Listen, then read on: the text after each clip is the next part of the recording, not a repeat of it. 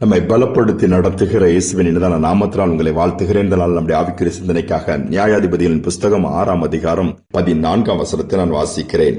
அப்பொழுது கர்த்தர் கிதியோனை நோக்கி பார்த்து, உனக்கு இருக்கிற இந்த பலத்தோடு போ, நீ இஸ்ரவேலை மீதியானின் கைக்கு நீங்களாக்கி ரட்சிப்பாய், உன்னை அனுப்புகிறவர் நான் அல்லவா என்றார்.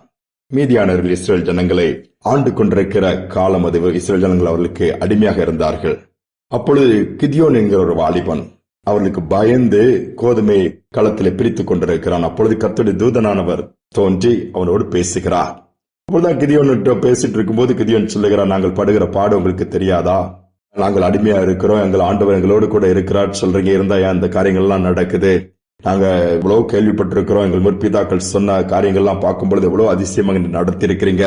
இப்போ நாங்க நிந்தனைகளும் அவமானத்து கஷ்டத்துல இருக்கும் பொழுதுதான் ஆண்டவர் சொல்றாரு, போப்பா நீ இருக்கிற இந்த பலத்தோடு நீ போ, உன்னை கொண்டு மீதியானர் கையில் இருக்கிற அந்த அடிமையா இருக்கிற இஸ்ரேல் ஜனங்களா விடுவிப்பங்கும் போது நம்புவதற்கு கொஞ்சம் கடினமாக இருந்தது. ஆனால் ஆண்டவர் சொல்றாரு, நீ இருக்கிற இந்த பலம் போதும், நான் கூட இருக்கிறேன். ஆண்டவர் நம்மோடு கூட இருப்பார் என்று சொன்னால் இருக்கிற சூழ்நிலையை வைத்தே சூழ்நிலைகளை மாற்ற முடியும். அதுதான் ஆண்டவருடைய நடத்தல்.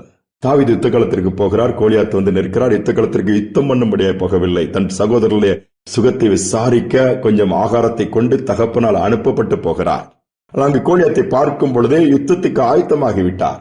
கொஞ்ச நாள் கொடுங்க, நான் நல்லா ட்ரெயின் ஆகி இந்த கோலியாத்தை அடிக்கிறேன். நோ, அங்கு தாவீதுக்கு இருந்த பலம் போதுமானதாக இருந்தது கோலியத்தை வீழ்த்துவதற்கு. என்னால் கர்த்தர் தாவீதோடு கூட இருந்தார்.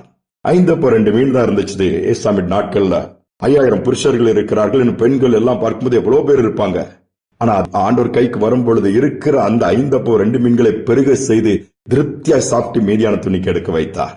நாம நிறைய நேரம் இதை வச்சு என்ன செய்ய முடியும், இவ்வளவுதானே இருக்குது, இதை வச்சு எனக்கு பிள்ளை கல்யாணத்தை எப்படி நடத்த முடியும், இதை வச்சு என் பையன் கல்யாணத்தை எப்படி நடத்த முடியும், இதை வச்சு எப்படி வீட்டை கட்ட முடியும், இதை வச்சு நான் எப்படி கடைசி காலத்துல ஓட்ட முடியும், நினைக்கவே நினைக்காதுங்க. கர்த்தர் கூட இருந்தால் போதும், ஒன்றும் இல்லாமல் இருந்தாலும் கூட அதை இருக்கிறதாய் மாற்றி கொடுப்பார். ஒரு அருமையான குடும்பம், கணவன் மனைவி 2 குட்டி பிள்ளைகள். திடீர்னு அவங்க வேலை செஞ்சுட்டே ஊழியம் செய்யறாங்க. ஆண்டவர் பேசுறாரு, எப்பா நீ உன்னுடைய வேலையெல்லாம் விட்டுட்டு நான் காண்பிக்கிற ஒரு இடத்துக்கு போ, அங்க போய் நீ ஊழியம் செய்யணும். இந்த சகோதரன் ஆயத்தமானார். அதுவரை அந்த இடத்துக்கு போனதில்லை, அந்த ஊருக்கு போனது இல்ல, அது புதுசா இருக்குது. இப்ப என்ன பண்ணுவோம், எங்க தங்குவோம் ஒன்னும் தெரியாது.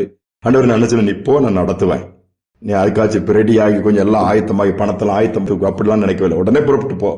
உடனே மனைவிட்ட சொல்றாரு, மனைவியை ஒத்துக்கிட்டாங்க. 2 பிள்ளைகளை கூப்பிட்டு இருக்க துணிகள் எடுத்துட்டு புறப்பட்டுட்டாங்க. அங்க போய் இறங்கி நிக்கிறாங்க. ஆண்டவர் இந்த நீங்க சொன்னபடி வந்துட்டு நாங்க அடுத்து என்ன பண்ணணும், ஒரு வீடு பார்த்து உட்காரணும்னாலும் எங்க என்ன ஏது ஒண்ணுமே தெரியாது, போதிய பணமும் கையில் கிடையாது. அப்ப அங்க போயிருக்கும்போது ஒரு வீடு எங்கேயாவது கிடைக்குமான்னு தேடும்போது ஒரு நபர் வராரு. என்ன விஷயம், ஒரு வீடு இங்க கிடைக்குமான்னு பாக்குறோம், என்னத்துக்கு இங்க வந்தீங்க, நாங்க ஊழியர் செய்யலாம்னு சொல்லி ஆண்டவர் அனுப்பினா தான் வந்தேன்னு சொல்லிட்டு. சரி, இங்க ஒரு கிறிஸ்டின் இருக்கிறாங்க, நிறைய வீடு உங்களுக்கு இருக்கு, ஒரு வீடை மட்டும் பூட்டி வச்சிருக்கிறாங்க, ஒருவேளை அது வாடகைக்கு கொடுப்பாங்களான்னு சொல்லி போய் கேட்கலான்னு அங்க கொண்டு விட்டுட்டாரு. நாங்க போன உடனே இந்த மாதிரி ஆண்டவர் அனுப்பி இருக்கிறாரு, இங்க ஒரு வீடு கிடைச்சுன்னா நல்லா இருக்கும் வாடகைக்கு, நாங்க இங்க இருந்து ஊழியம் செய்யலாம்னு சொல்லுது. அவங்க சொன்னாங்களாம், நாங்க ஒரு வீடு வச்சிருக்கிறோம் இங்க, ஆனா எங்களுடைய கண்டிஷன் என்னதான் இருந்துச்சுன்னா, ஆண்டவருக்கு ஊழியம் செய்யற குடும்பம் வந்து அதை கொடுக்கணும்னு வச்சிருக்கிறது வரை பூட்டி தான் வச்சிருக்கிறோம். இப்ப நீங்களே வேணா அந்த வீட்டுல இருந்துக்கலான்னு வீட்டை திறந்து விட்டுக்கலாங்களாம். உங்களுக்கு ஒரே சந்தோஷம், ஆச்சரியமா இருந்தது. அதோடு மட்டுமல்ல, அந்த வீட்டுல உள்ளவங்க சொன்னாங்களா, அந்த வீட்டுக்கு ஓனர்லாம், இங்க இருந்து நீங்க ஊழியம் செய்தா வேற ரெடி டு சப்போர்ட், எங்களுக்கு நிறைய வருமானங்கள் வருது, ஆண்டவர் நல்லா ஆசீர்வச்சிருக்கிறாரு. ஆனா இந்த மாதிரி நாங்களும் இந்த இடத்துல எப்படியாவது கர்த்தருடைய வார்த்தை எல்லா இடத்துக்கும் போகணும்னு ஆசைப்படுறோம், அதனாலதான் நாங்க தேடிட்டு இருந்தோம். நீங்க என்ன உதவினாலும் எங்கிட்ட கேட்கலாம், உங்க ஊழியத்துக்கு நாங்க உதவி செய்ய ஆயத்தமா இருக்கிறோம். அங்கிருந்து ஊழியத்தை ஆரம்பிச்சாங்க. அந்த பகுதியில நிறைய பேர் ஆண்டவருக்குள்ள நடத்தினாங்க. நிறைய பேருக்கு ஆறுதலா எடுத்து ஆண்டவர் பயன்படுத்தினாரு. இது நிமித்தம் அந்த வீட்டை கொடுத்த குடும்பத்தை கர்த்தர் ஆசீர்வதித்தாரா, இன்றைக்கு நடத்தி கொண்டிருக்கிறார்.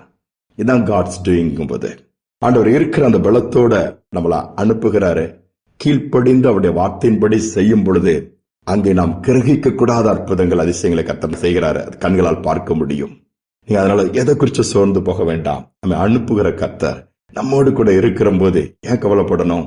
நம்ம போகும்போது யோர்தான் பிரியும், எரியோக்கள் தரைமட்டமாகும், தடைகள் உடையும், காரியங்கள் வாய்க்கும். செபிப்பும் அன்பின் தகப்பன் இந்த புதிய நாளுக்கு நன்றி செலுத்துகிறோம். மீண்டும் அவன் நோக்கி பார்க்கக்கூடிய பாக்கியத்தை கொடுத்திருக்கிறீங்கப்பா. இந்த நாளிலும் உடைய கரம் எங்களோடு கூட இருந்து போகிற இடங்கள் எல்லாம் காரியங்களை வாய்க்க பண்ணுங்க, பலவீனங்கள் மாறட்டும். நீர் அன்று கிதியோனை அனுப்பினீர், இருக்கிற பலத்தோடு போனான், மீதியானரை முறியடித்தான். அதே போல நாங்களும் சத்துருவின் கிரிகளை அழித்து சாபக்கட்டுகளை உடைத்து அநேக குடும்பங்களுக்கு ஆசீர்வாதத்தை கொண்டு வருகிற பாத்திரமாய், எங்கள் குடும்பத்தினுடைய சூழ்நிலை எல்லாவற்றையும் மாற்றுகிறவர்களாய் தொடர்ந்து நாம மகிமைக்காக எல்லாவற்றிலும் பிரகாசிக்கிறவர்களாய் மாற்ற முடியாது ஜெபிக்கிறோம். இதை கேட்டுக்கொண்டிருக்கிற ஒவ்வொரு பிள்ளைகளும் விசேஷ விதமா இந்த நாள் ஆசீர்வதிங்க. நம்முடைய நடத்தல் இருக்கட்டும்.